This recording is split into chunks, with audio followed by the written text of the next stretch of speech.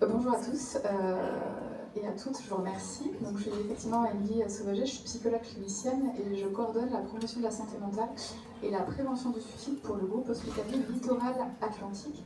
Et donc, je vais vous parler cet après-midi de la prise de conscience de l'épuisement professionnel chez le soignant.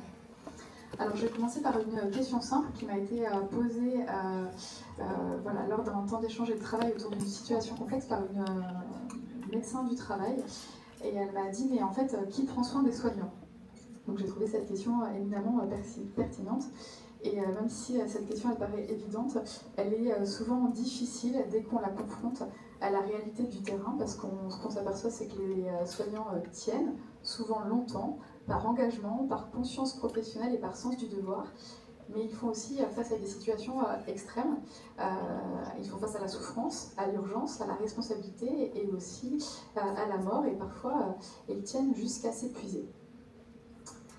Donc cette question, c'est une question simple, je vous le disais, mais elle ouvre sur une réalité clinique complexe.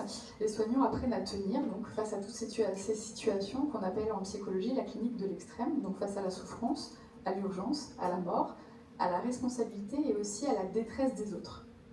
Cette capacité à tenir, c'est une force professionnelle, mais elle peut aussi devenir un risque quand elle conduit à repousser ses propres limites trop longtemps.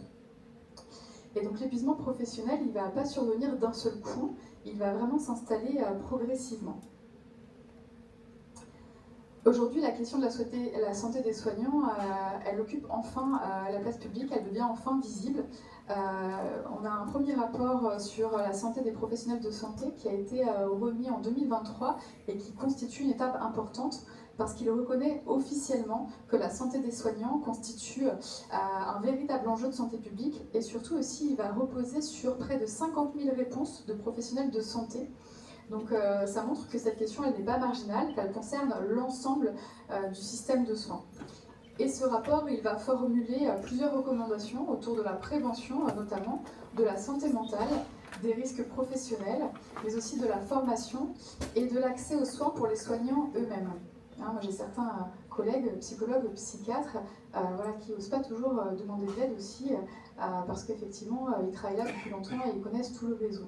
Donc c'est aussi un véritable enjeu, comment ils accèdent aux soins les soignants et aussi comment on fait des partenariats interdépartements et parfois même interrégions. Plus récemment également, en mai 2026, on a un plan national, donc c'est tout récent, ça date de la semaine dernière, je vous le présenterai après.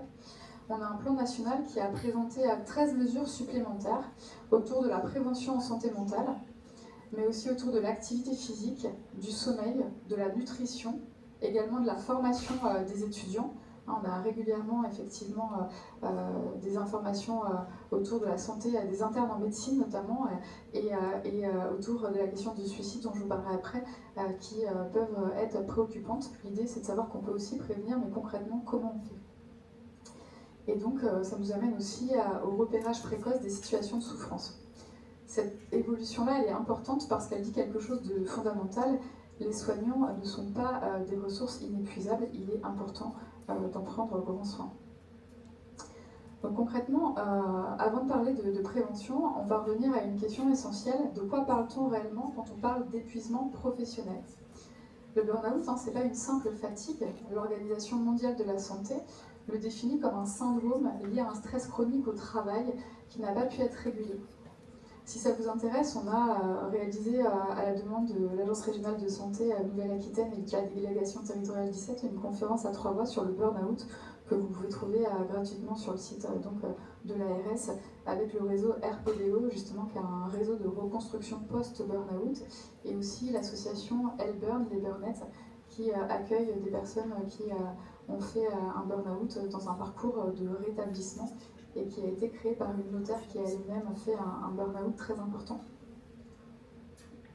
Donc classiquement, quand on parle de burn-out, on va décrire 3 dimensions. On va parler effectivement d'épuisement émotionnel, mais aussi de dépersonnalisation et de la perte d'accomplissement personnel. Mais en réalité, ce qu'on voit dans la réalité clinique, c'est souvent beaucoup plus complexe. On va avoir des professionnels qui n'arrivent plus à récupérer, qui dorment mal, qui doutent d'eux-mêmes et qui se sentent émotionnellement saturés. Ou au contraire, parfois, certains deviennent progressivement très détachés affectivement.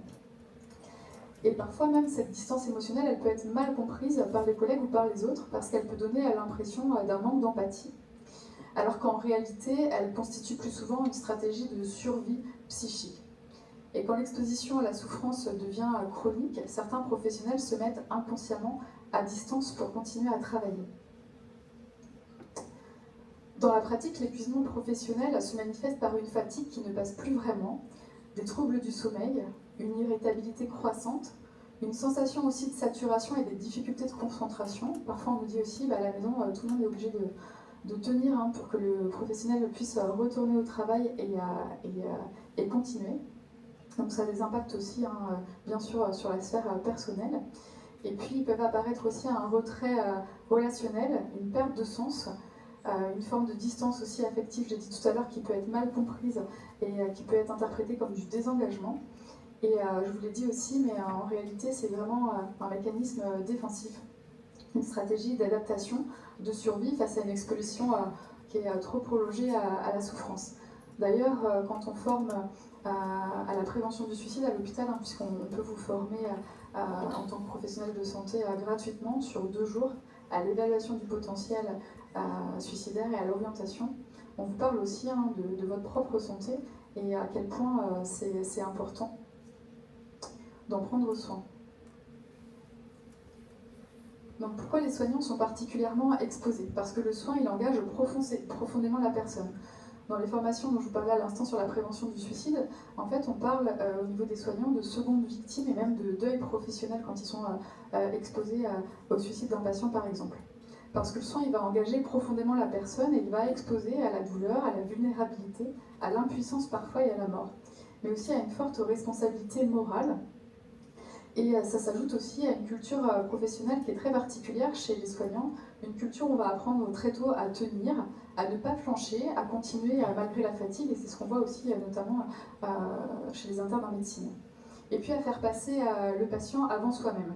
Et progressivement, ça va vraiment arriver à produire un paradoxe. On va devenir très compétent, mais vraiment très compétent pour prendre soin des autres, et puis finalement, on ne va pas assez prendre soin de soi.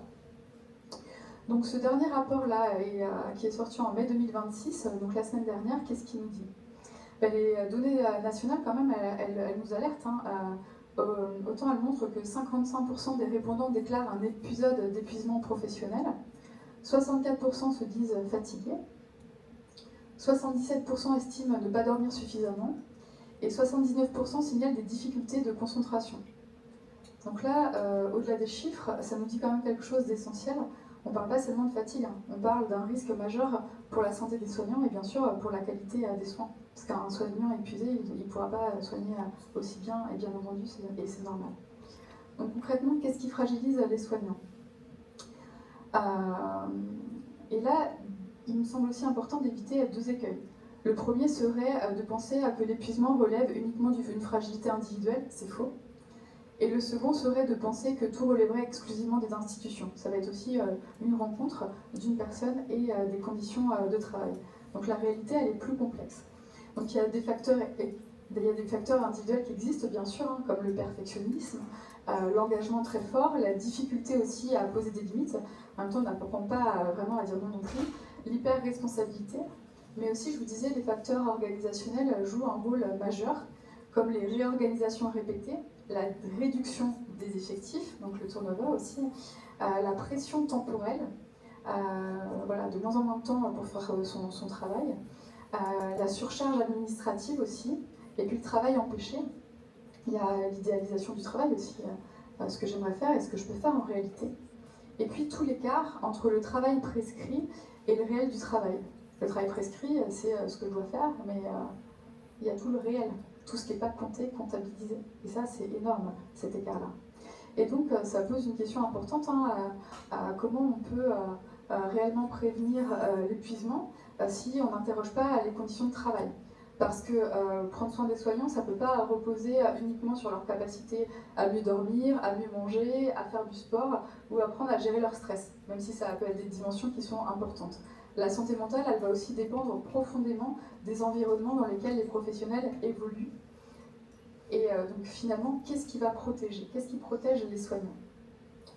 Ce qui protège les soignants, donc je le disais à l'instant, c'est pas seulement une meilleure hygiène de vie, même si elle compte, ce sont aussi et surtout le collectif, des espaces de parole, le soutien entre collègues, la supervision et la reconnaissance aussi. Et le repérage précoce est essentiel. Ça, il faut le dire clairement. Demander de l'aide, c'est pas un aveu d'échec, au contraire. Ça, c'est une forte capacité. C'est un des plus puissants facteurs protecteurs en prévention du suicide, la capacité à demander de l'aide, et ça s'apprend.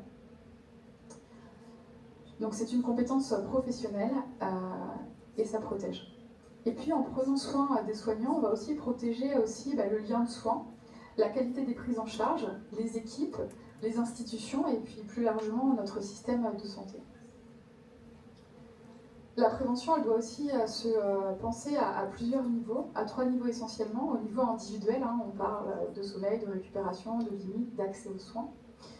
Et puis au niveau du collectif, on parle de soutien, de débriefing, d'alerte et de supervision. Et ça, on n'a pas toujours le temps, ou on ne peut pas toujours le prendre. Donc comment aussi on crée ces moments-là qui sont précieux. Au niveau organisationnel aussi, on parle d'effectifs, de charge de travail, de coordination et de reconnaissance. Donc la prévention, elle ne peut pas seulement, bien entendu, reposer sur les individus. Elle doit aussi et surtout transformer l'organisation du travail. Au niveau des ressources, aujourd'hui, il y a plusieurs dispositifs qui existent pour accompagner les soignants. Alors ça a été dit à plusieurs reprises aujourd'hui. Moi, je me suis spécialisée en suicidologie et j'occupe le poste de coordination en prévention du suicide, notamment pour le groupe hospitalier littoral Atlantique. Donc il y a le 3114, mais que tout le monde peut appeler. Souvent, on ne pense pas à appeler nous-mêmes. Le 3114, c'est pas que pour les patients, c'est aussi pour les soignants. Ça peut être pour se faire débriefer quand on a été confronté à une situation difficile. Ça peut être aussi si nous-mêmes on est en souffrance psychique, parce que normalement le 3114 c'est pour la prévention de la souffrance psychique et la prévention du suicide. Avant d'avoir des idées suicidaires, on est en souffrance psychique. Avant d'arriver au passage à l'acte, il y a toute cette phase aussi d'idées suicidaires qui vont être passives, j'ai envie que ça s'arrête, j'en peux plus, jusqu'à l'élaboration d'un scénario. Là je vais un peu vite, mais encore une fois, si vous souhaitez vous former, vous pouvez vous adresser à Elodie qui vous transmettra mes coordonnées. Elle organise aussi au niveau de la CPTS de La Rochelle une formation au premier secours en santé mentale tous les ans. Et ce qui est essentiel aussi, et ce qu'on rappelle, c'est de trouver votre propre stratégie d'adaptation. Qu'est-ce qui vous fait du bien à vous aussi? Quels sont les espaces où vous pouvez être débriefé, parler? On a aussi un site de ressources nationales qui peut vous servir dans toutes les situations, à la fois avec vos patients, mais aussi dans votre vie personnelle, qui est Psycom. C'est sur la santé mentale à tous les âges de la vie. On parle beaucoup de lignes d'écoute, même si c'est pas la panacée, mais il y en a beaucoup qui existent en France. Il y en a quand même 50. Et elles sont toutes répertoriées sur le site Psycom, et tous les dispositifs sont répertoriés. Je termine sur la prévention du suicide et je vous communique aussi les autres ressources. Je voulais aussi vous remercier parce que dans le tote bag de la CPTS, aujourd'hui, vous avez un livret de présentation du dispositif et des Ulysses. Donc merci beaucoup, c'est un dispositif sur lequel on travaille depuis 2022. Et donc on a un site internet depuis 2025, depuis la journée mondiale de prévention du suicide. D'ailleurs, tous les ans, on vous invite à des événements, que ce soit pour la journée nationale qui est le 5 février ou pour la journée mondiale qui est le 10 septembre. Et à cette occasion, on a mis des témoignages en ligne. Il y en a peut-être un qui vous parlera un peu plus que les autres. Je n'avais pas le temps aujourd'hui de vous le présenter parce qu'il dure 10 minutes, mais c'est le témoignage d'Audrey. Audrey, c'est une infirmière qui a été endeuillée par suicide et qui a aussi connu une crise suicidaire. Aujourd'hui, elle est rétablie, elle va bien. Et elle travaille même au 3114 à Lille, au numéro national de prévention du suicide. Et on a beaucoup de témoignages sur ce site d'hommes, de femmes, qui sont à distance de la crise suicidaire depuis plus de 5 ans et qui témoignent ce qui les a aidés, ce qui les a pas aidés et ce qui aurait pu être fait pour en arriver jusque-là. Donc l'idée, c'est bien de briser les tabous et de briser la honte et de pouvoir aussi demander de l'aide. Et donc là, les Ulysses, vous retrouvez leurs témoignages. On en met un par mois. Il y aura aussi un témoignage bientôt du médecin qui est à distance de 32 ans de sa tentative de suicide. Donc là, on va en mettre un par mois, parce que ça demande aussi beaucoup de travail et qu'on a des temps limités. Mais il y a déjà plus de 10 témoignages sur le site internet, des hommes, des femmes, tout corps de métier confondu. À La Rochelle était venu aussi le 5 février Olivier, qui est pilote d'hélicoptère du SAMU. Et là, on vient de mettre un témoignage de Georges et retraités, et aussi le témoignage d'un agriculteur à la retraite. Vous avez aussi des ressources spécifiques pour les soignants. Donc le 3114, je le rappelle, mais il est disponible 24 heures sur 24, 7 jours sur 7, y compris pour les soignants. Donc on a aussi SPS, qui est une association qui a été fondée en 2015 et qui a pour origine le rassemblement d'un groupe d'experts souhaitant partager et défendre la santé des professionnels de santé. Donc SPS, c'est soins aux professionnels de santé. Et depuis 2025, c'est devenu l'Institut pour la santé des soignants. Et il y a la première maison des soignants qui a ouvert en France, voilà, tout récemment. Il y a aussi l'association MOTS, qui a été créée en 2010 à Toulouse par des médecins pour la prise en charge de l'épuisement personnel et professionnel des confrères. Donc il y a 2 numéros, que ce soit SPS et MO, que vous pouvez retrouver aisément. SPS, ils ont aussi une application, vous pouvez la télécharger dans tous vos smartphones. Et vous pouvez avoir accès à un psychologue gratuitement 24 heures sur 24, spécialement pour les soignants. Donc ça c'est important aussi, avec ma collègue infirmière, on essaie de mettre ces informations-là dans les tisanières, à l'hôpital aussi, pour que tout le monde ait accès à ces informations-là. Et on va faire venir justement l'Institut pour la santé des soignants le 1er décembre à La Rochelle, puisque les personnes qu'on forme, on les invite aussi régulièrement parce que c'est important de se former. Mais la prévention du suicide, c'est pas forcément notre corps de métier. Donc être formé sur 2 jours, c'est bien, mais pouvoir se rencontrer et travailler en réseau, c'est beaucoup mieux parce que c'est vraiment en vrai le collectif qui prévient les suicides. Donc, je vous parlais de MO, donc un accompagnement professionnel global aussi et de long terme du soignant en difficulté, donc 2 associations spécifiquement créées pour les soignants. Donc ces ressources, elles sont essentielles, et puis leur existence, elle nous dit aussi quelque chose de spécifique, c'est que la souffrance des soignants, elle mérite aussi une réponse spécifique et que c'est important. Donc prendre soin des soignants, c'est pas un supplément, c'est une condition des soins, bien évidemment. Et puis je terminerai avec la question qui a été reprise récemment dans une campagne de prévention: qui nous soignera quand les professionnels de santé ne seront plus là? Donc ça, c'est vraiment, encore une fois, je le redis, une condition du soin aussi, et peut-être une urgence collective. Un grand merci pour votre attention, et je suis disponible si vous avez des questions, et pour tout besoin de formation en prévention du suicide, je vous remets mon mail pour que Hélène puisse vous adresser aussi le planning des formations sur l'année. On en réalise 8 par an. Merci beaucoup.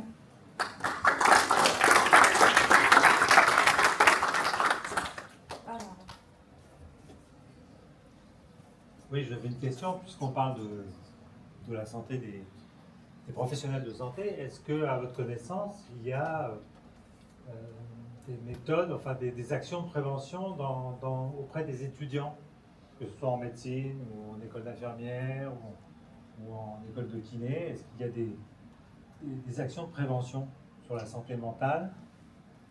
Alors je sais que... Quand ils sont à leurs études, parce que quand ils sont épuisés, c'est déjà trop tard. Oui. Alors, moi je dis qu'il n'est jamais trop tard, mais effectivement, là on parle plus de prévention. Ce qui est essentiel, effectivement, c'est d'intervenir précocement. Et justement, on voudrait les former. Et l'équipe du centre de prévention du suicide, notamment, que je peux épauler pour... Moi, je vais vous parler que de ce que je connais. Donc, je vais vous parler de l'ex-région Poitou-Charentes. On travaille en étroite collaboration avec le centre de prévention suicide de Poitiers, qui intervient maintenant à la fac de médecine et de psychologie, notamment. Et moi, j'ai des infirmières avec lesquelles je travaille, de mon service, qui vont former aussi à l'IFSI, à La Rochelle. J'interviens aussi en prévention suicide. Là, il y a aussi une collègue qui travaille pour les former à la santé mentale, et 2 autres qui les forment aussi au psychotraumatisme. Donc l'idée, c'est aussi de pouvoir leur donner des billes très concrètes pour prendre soin de leur santé, et pour pas, quand vous vous dites que ça arrive trop tard. Plus on va intervenir précocement, de toute façon, vous le savez, c'est la clé. Et on a encore beaucoup de travail à faire en prévention. Je sais aussi, à Agen, ils m'avaient sollicité pour mettre en place des actions de prévention, mais le mieux, ça serait que ça se généralise partout, en fait, et pour tous, dès l'entrée, en fait, à l'université. Mais j'ai envie de vous dire, même avant. Là, il y a un gros travail aussi au niveau du projet territorial de santé mentale. C'est la fiche Action 1. Donc, dans tous les départements de France, on a un PTSM sur lequel on travaille avec un coordinateur. Et la fiche Action 1, c'est le développement des compétences psychosociales et des habiletés sociales. Tout à l'heure, je parlais d'apprendre à demander de l'aide. 75% des décès par suicide en France, ce sont des hommes. Et notamment, voilà, on n'est pas éduqué pareil selon si on est un homme ou une femme, et on ne va pas non plus rencontrer le même nombre de professionnels de santé dans notre vie. Donc ça, c'est important aussi de travailler sur les compétences psychosociales dès le plus jeune âge, justement, notamment sur les capacités à gérer ses émotions, à apprendre à dire non, à poser ses limites, à reconnaître ce qui nous fait du bien, etc. etc. Ouais, donc il n'y a rien dans le cursus des études, que ce soit kiné, de médecine, il n'y a rien d'institutionnalisé sur la prévention. Vous intervenez, mais il n'y a rien de... C'est pas au programme, quoi. Maître de stage, tu peux le rajouter. Puis t'es maître de stage, tu peux le rajouter. C'est ça. Merci. Alors moi, je vais rebondir par rapport à ce que tu as dit, Émilie, par rapport à SPS. Le 7 juillet, la CPTS La Rochelle est associée au Centre Richelieu et à SPS. Il y aura une soirée, parce qu'il y a une volonté de créer une maison des soignants sur La Rochelle, qui serait établie donc, au Centre Richelieu. Et donc il y a cette soirée le 7 juillet. L'invitation sera envoyée très prochainement. J'aurai le plaisir aussi d'être présente à cette soirée. Merci, Lottie. Alors moi, pour me protéger personnellement de l'emprise de mon cabinet, je pratique l'auto-hypnose. Et est-ce que vous en parlez? Est-ce que vous de cette pratique ou pas du tout? Alors j'ai une collègue justement à l'hôpital qui forme à l'auto-hypnose les soignants. Ça fait partie, en fait, on a un pôle de formation à l'hôpital où on propose des formations pour les professionnels. Et justement, effectivement, il y a une formation sur l'auto-hypnose. L'idée, effectivement, il y a plein de manières de prendre soin de soi. Souvent, quand on fait des formations en prévention du suicide ou en santé mentale, que ce soit auprès des professionnels de santé ou aussi on forme les pompiers, on forme aussi la police, la base aérienne de Rochefort, etc., etc. On commence par ça. Qu'est-ce que vous faites pour prendre soin de vous? Et on voit en fait qu'il n'y a pas une réponse toute faite qui conviendrait à tout le monde. Et c'est vraiment aussi... voilà. Il y a des personnes, par exemple, quand on parle méditation pleine conscience ou quand on forme des collègues, ils n'y sont pas du tout réceptifs, mais par contre, ils sont réceptifs à d'autres choses. Donc l'idée, c'est vraiment de proposer un large panel pour que chacun puisse voir qu'est-ce qui lui fait du bien, effectivement, pour pouvoir prendre du recul, se détacher et poursuivre aussi son activité en lien. Il y a une